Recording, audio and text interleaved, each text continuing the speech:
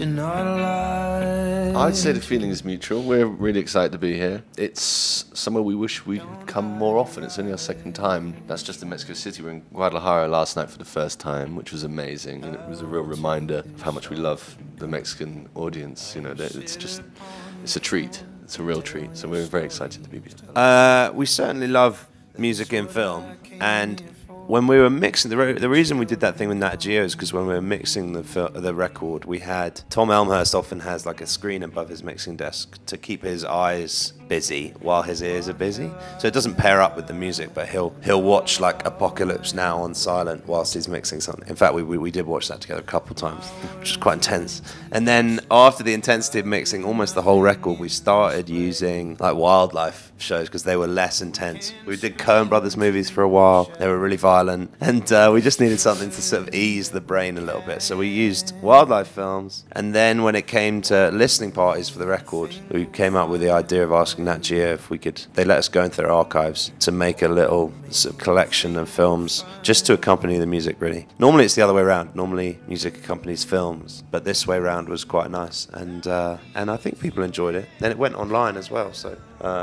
yeah, it was fun. People often refer to the negative things we talk about first, and actually there's a lot of positivity on the record. We talk about love a lot, we talk about relationships, talk about friendship. Like Guiding Light's all about that. We talk about birth and children. So yeah, people picked up early on some of the negative things which are easier to tell a story about. It's actually much easier to write a song, a sad song, than a happy song. And so on this record, the happier songs like Rose of Sharon, don't get talked about as much. So yeah, that would be the thing I'd want to talk about more. I don't know, I think maybe it's just a sort of instinctive melodrama in all of us, that we get attracted to sadder stories than happier ones. I think a breakup song is a much easier song to write than a love song. I don't know, maybe that's just because we have melancholy in our souls. But yeah, so we've had the experience of trying to write happier songs, and it's been really fun, and I think they should get the attention they deserve, in our catalogue at least, between us as well. So yeah.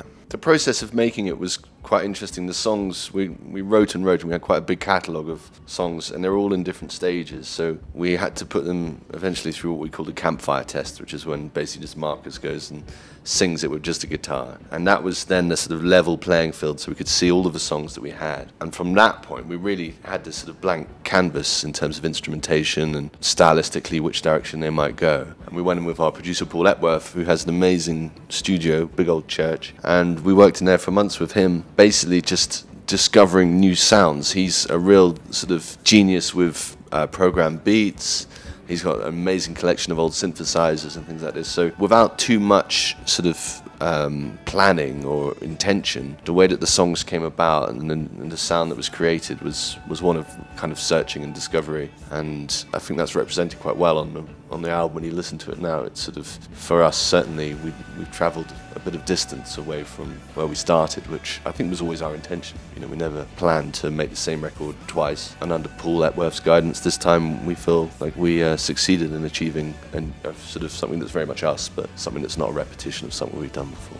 Yeah, we wanted to do something quite intimate and quite straightforward, not simple necessarily, but we wanted to visually represent the song's intimacy, and it's joyful as well, but in kind of a quiet, not very exuberant way. And so we spoke to a guy who we've collaborated with a lot in the past called Marcus Haney, who directed the video, and with a choreographer in New York called Kristen Sudeikis. And they came up with the treatment for this video, and it was all very instinctive for them, I think. And they came back with this thing that we just thought was really beautiful. Music videos are so strange, man, and a lot of the time we're in them and we don't feel that comfortable being in them. Like when you start a band, you don't imagine having your photo taken or having to talk to people or being in a music video. So it's not our first passion, and so it's just fun to see something that other people sort of can be inspired to create as a result of music that you've created. And I think, you know, good creation always begets other good creation, and I think that was a beautiful thing, and I'm glad we made it, which I can't say about all of our music videos.